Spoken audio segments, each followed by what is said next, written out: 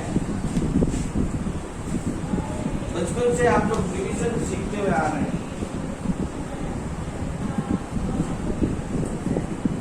ठीक है,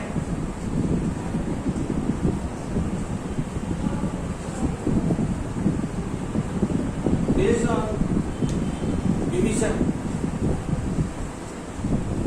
उसके ऊपर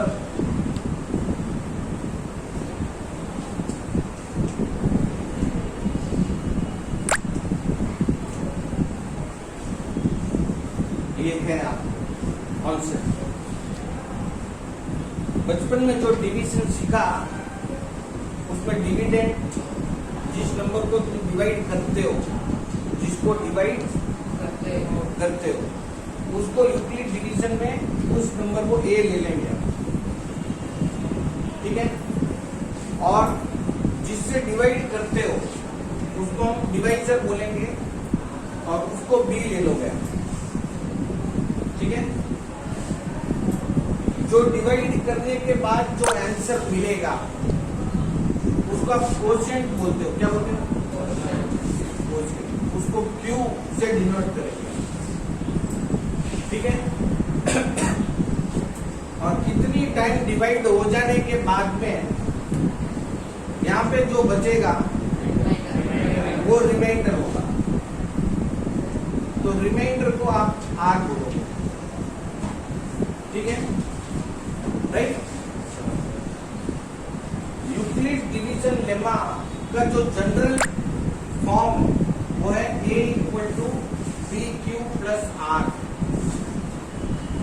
ठीक है, R is less than B, जिससे डिवाइड करता है। किससे डिवाइड करता है? बी से। बी से छोटा होगा हमेशा। आर जो है वो बी से छोटा होगा। ठीक है, और जीरो और जीरो से बड़ा हो। जीरो हो सकता है, जीरो से बड़ा भी हो सकता है। ठीक है, समझ रहे हो? समझ रहे हो ना? इसमें कोई डाउट है किसी को तो पूछो। Clear? Now what is the use of this? अभी हम यूक्लिड डिवीजन लेमा क्यों सीख रहे हैं? HCF, highest common factor, to obtain HCF of two or more numbers, two number का HCF या उससे ज्यादा का HCF फाइंड करने के लिए यूक्लिड डिवीजन लेमा को हम यूज करने वाले हैं। समझ में आ गया तुम लोगों को ये कॉन्सेप्ट? लेमा क्या होता है? Lemma is an auxiliary result used for proving an important theorem. Euclid division lemma हम बोलते हैं।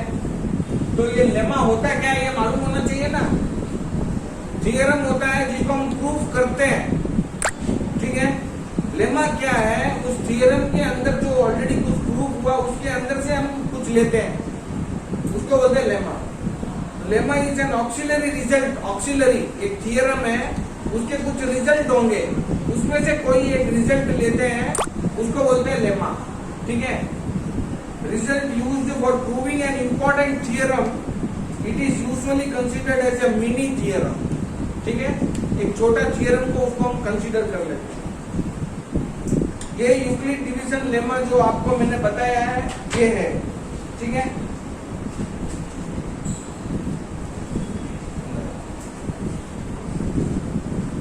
The remainder is always less than the divisor. मैंने बता दिया, ये जो रिमाइंडर है वो डिवाइजर से हमेशा कम होगा।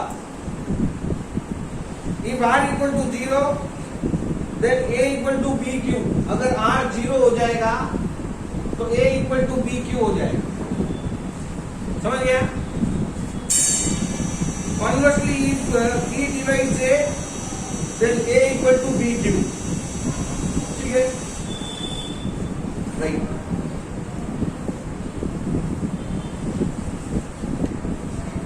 एग्जाम्पल 2.2 एक्सप्लेन कर देता हूं, सब लोग ध्यान से देखो। Example 2.2, find the quotient and remainder when A is divided by B in the following cases। A दिया हुआ है और B दिया हुआ है, A equal to -12, B equal to 5। इस फॉर्म में लिखना है। Find the quotient and remainder, देखो दिया हुआ है A और B, A equal to -12, B equal to 5 by Euclid division lemma, ये लिख लो। इस फॉर्म में A की जगह में A लिखो, ध्यान से देखो, पहले ये लिखा हुआ है, उसके बाद A की जगह में माइनस, बुक में देखो A की जगह में -12 है, इक्वल टू 5 इंटू -3 है, 5 इंटू -3 प्लस 3। ध्यान से देखो इसको। अब ये नेगेटिव नंबर है। पॉजिटिव नंबर में हम क्या करते हैं, पॉजिटिव नंबर में टेबल देखते हैं। 12 को अगर 5 से डिवाइड किया, 12 डिवाइडेड बाई 5, तो 2 टाइम लेंगे 5, 10 हो जाएगा और 2 बचेगा। लेकिन ये नेगेटिव नंबर है, -12 है, -12 है, ठीक है। नेगेटिव नंबर लेते समय इससे छोटा नंबर है -15, इससे छोटा है, माइनस के हिसाब से जाएंगे, -5, -10, -15, -20, ऐसे जाएंगे, ठीक है ना। माइनस में इसका उल्टा है, छोटा नंबर आएगा, तो -15 इसके पास वाला है, -15, -10 इससे बड़ा है, वो नहीं ले सकते, -15, ठीक है। तो लेंगे इसमें -15 के साथ क्या ऐड करोगे तो -12 मिलेगा।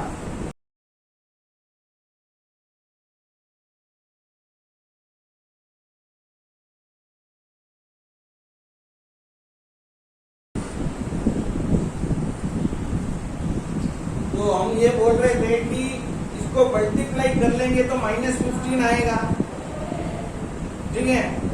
तो कौन सा नंबर ऐड करने पे यहाँ पे तुझे -12 मिलेगा, 3 ऐड करने पे -12 मिलेगा, इसलिए वहां पे वो 3 लिखा है, ठीक है।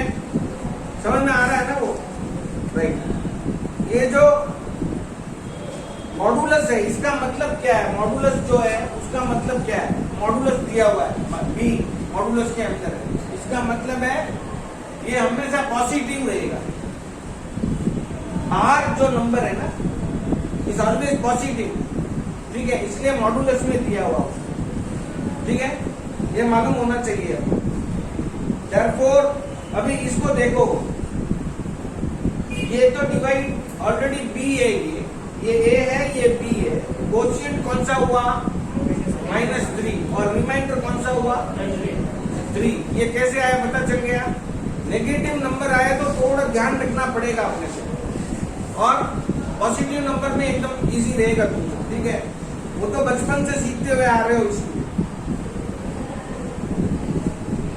Now A equal to BQ plus R, for the second example A equal to 17 और B में -3 है, लेकिन रिमाइंडर में तुम देखोगे तो मॉडुलस में वो -3 लिखा है, तो उसका क्या मतलब है मैं बताता हूँ। 17 आना, -3 से डिवाइड किया, -3 अगर नेगेटिव नंबर से डिवाइड कर रहा है तो यहाँ पे भी एक नेगेटिव नंबर ही रहेगा, ठीक है। माइनस इंटू माइनस प्लस उसमें होता है, इसलिए तो -3 इंटू -5 प्लस 15 हो जाएगा, ठीक है। अभी 17 होने के लिए और कितना जरूरत है, राइट। अगर -3 इंटू -6 किया तो 18 आ रहा है, बड़ा हो जाएगा, वो नहीं ले सकते, इसलिए -3 इंटू -5 लिया है, तो आ रहा है 15, ठीक है। तो कितना एक्स्ट्रा बचा है 17 में? 2 बचा है, तो रिमाइंडर हो गया 2। क्लियर हो गया ये कॉन्सेप्ट। नेक्स्ट है दोनों नेगेटिव। ध्यान देना, फर्स्ट प्रॉब्लम में डिविडेंड नेगेटिव था, सेकंड प्रॉब्लम में डिवाइजर नेगेटिव था, अभी थर्ड प्रॉब्लम में जो है दोनों नेगेटिव है। दोनों पॉजिटिव का तो दिए ही नहीं सर एग्जाम्पल, वो अपने को पहले से ही आता है इसलिए नहीं किया, ठीक है। बाकी नेगेटिव कॉन्सेप्ट अपने को मालूम नहीं है, करके देखा तो एक बार में मालूम पड़ेगा, इसलिए ऐसा दिया है, ठीक है। तो a इक्वल टू -19 और b इक्वल टू -4। तो b इक्वल टू -4 है, ये नेगेटिव है, ये भी नेगेटिव है, इसलिए यहाँ पे पॉजिटिव नंबर लिया है। समझ रहे हो? यहाँ पे पॉजिटिव लिया इसलिए। तो हाउ मेनी टाइम्स हो जाएगा? -19 है, नेगेटिव नंबर है, डिविडेंड नेगेटिव है, तो हम माइनस का टेबल यूज करेंगे, ठीक है। जो फर्स्ट सम में किया वही वैसा। तो बड़ा नंबर आएगा उसका, -20 आ रहा, 4 टाइम्स। -19 दिया है, 4 टाइम -9 लिया, 5 टाइम, तो -20 लेना। उससे बड़ा जो है पॉजिटिव में उससे बड़ा है, लेकिन नेगेटिव में -20 -19 से छोटा है। समझ रहे हो? इसलिए वो नंबर लिया है, राइट। तो 5 टाइम्स -20 ले लिया, -20 से क्या नंबर ऐड किया तो तुझे -19 मिलेगा, 1। तो वो हमें यहाँ पे बता देना है, कोशिएंट और रिमाइंडर लिखना है, ठीक है। ये सब अपने दिमाग से ही करना है, ज्यादा कैलकुलेशन इसमें नहीं है। क्या है, 2 ही तो लाइन लिखा है, देखो आंसर सॉल्यूशन में 2 ही तो लाइन लिखा है, 2 लाइन का 2 मार्क है बस। यही सेम सम आ गया, 2 लाइन का 2 मार्क, इसको रख लो आप, ठीक है। क्लियर? पक्का? Right, okay. अभी यूक्लिड डिवीजन लेमा का HCF हम कैसे फाइंड करते हैं उसका एग्जाम्पल तुम लोगों को एक एक्सप्लेन करता हूं मैं, उसके बाद ये आगे करेंगे, ठीक है। एग्जाम्पल 2.6 सॉरी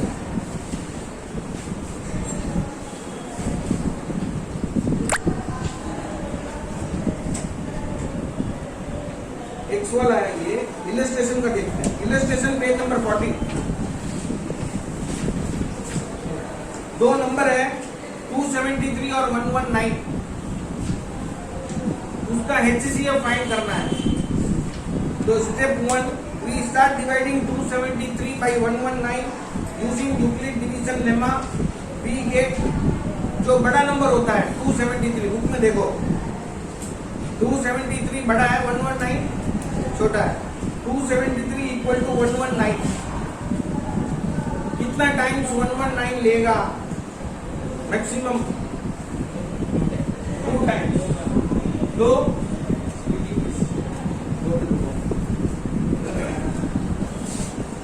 119 लेगा 2 टाइम्स, मैक्सिमम 2 टाइम्स लेगा। 3 टाइम्स जो लेगा 273 से ज्यादा आ जाएगा, इसलिए 2 टाइम्स ही लेना। समझ गया? फिर माइनस करने के बाद में क्या बचेगा? रिमाइंडर क्या बचेगा? 2 टाइम्स 119 कितना हो जाएगा? 2 टाइम्स 119 कितना हो जाएगा? 238। 273 से 238 माइनस करोगे तो 35 आएगा, तो वो हो गया +35। ये फॉर्म में लिखना है, A equal to BQ plus R में लिखना है तुमको, ठीक है। ओके, मास्क ऊपर रखो, मास्क नाक से नीचे मत लाओ। मैं बोल रहा हूँ इसलिए मुझे जरूर ये लाना, ठीक है। तुम लोग आगे बैठे हो, इसके मास्क लगा के रखो। अगर अनकंफर्टेबल होता है तो मुझे बोल देना, ठीक है। A equal to BQ plus R, इस फॉर्म में ही लिखना है आपको, इसको बोलना 1, ठीक है। रिमाइंडर जब तक 0 मिलता है, जब तक इस प्रोसेस को कंटिन्यू करना है, ठीक है। उसमें क्या होगा, फर्स्ट टाइम में जो ए था गिवन और बी भी गिवन, सेकेंड स्टेप में चेंज होगा।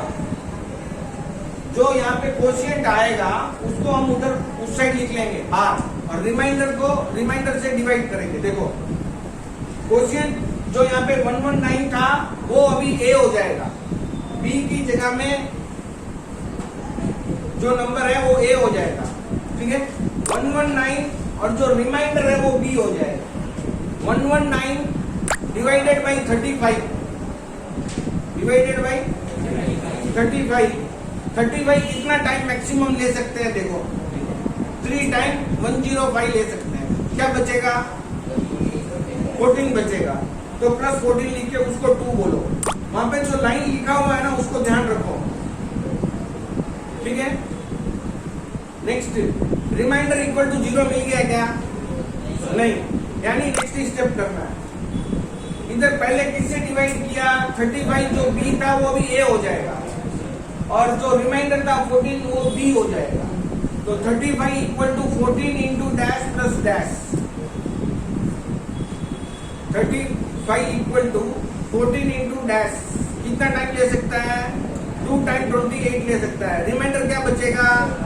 7 बचेगा, तो 7 लिख लेना, ठीक है। 0 मिल गया क्या? नहीं मिला। नेक्स्ट आना, 14 जो है वो आपका बनेगा ए, और 7 जो है वो बी बनेगा। तो 7 into dash plus dash, 7 into 2 14 plus 0, तो रिमाइंडर 0 मिल गया। फाइनली तू कौन से नंबर से डिवाइड किया? 7, वही तेरा HCF है। तो ये फॉलो करना है, ये स्टेप्स फॉलो करना है। समझ में आया? इसको एक बार वापस ध्यान से देखो, उसके बाद हम एक्सरसाइज 2.1 का 6th का फर्स्ट सम अभी करेंगे। एक बार ध्यान से देखो इसको, 2 मिनट लगने दो, पूरा सभी बच्चे एक बार उसको ध्यान से पढ़ो।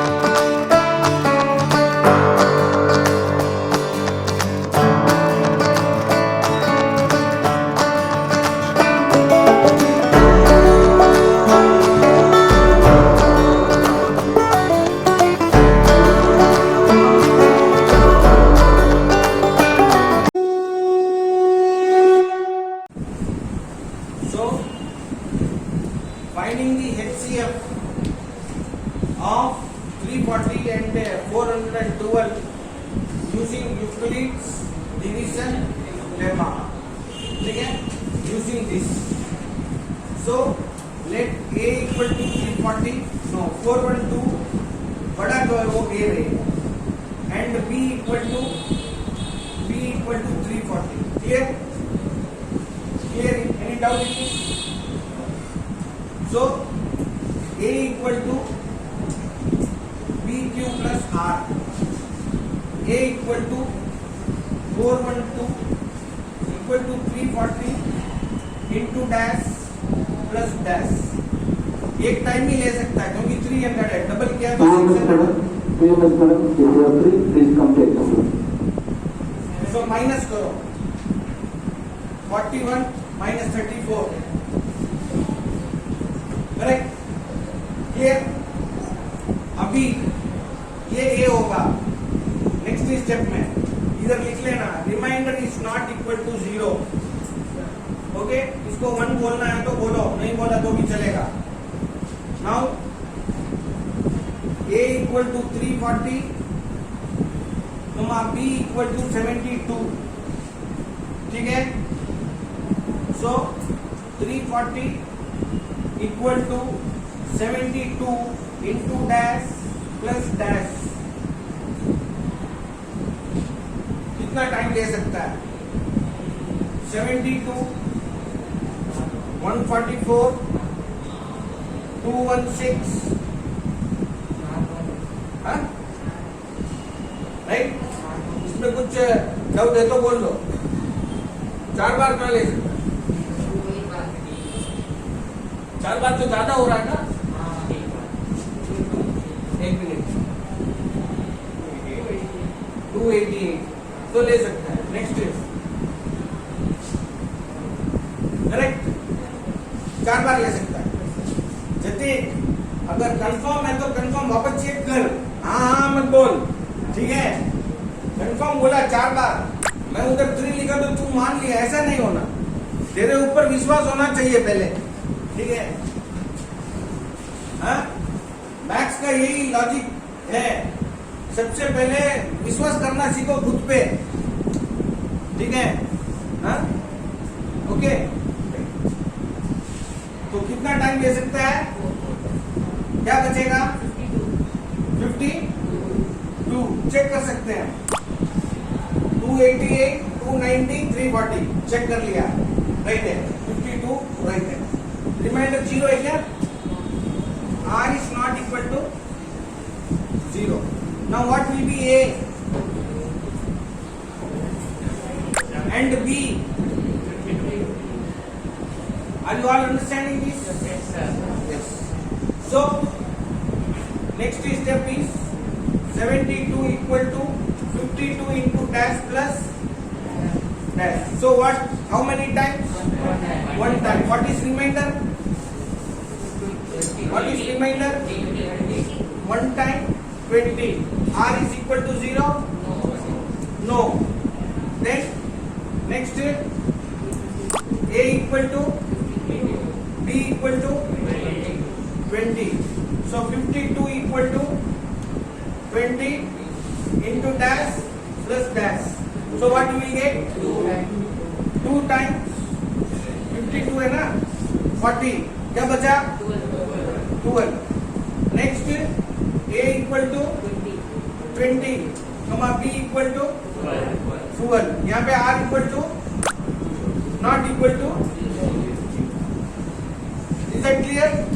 Now 20 equal to 12 into dash plus dash. So what we will write? 1 time. What is remainder? 8. So it is R is not equal to 0. Now A equal to B equal to 8. So 12 equal to 8 into 1 plus 4. Again R is not equal to 0. Now we will get the answer. Now next is A equal to 8, B equal to 4. So 8 equal to 4 into 2 plus 0. So अभी तुझे 0 मिल गया है, right? Now R equal to 0. So by which you have divided finally to get 0? 4. Therefore HCF is 4. Therefore R equal to 0. Therefore HCF of 412 and 340 is 4. Clear? Note कर लो।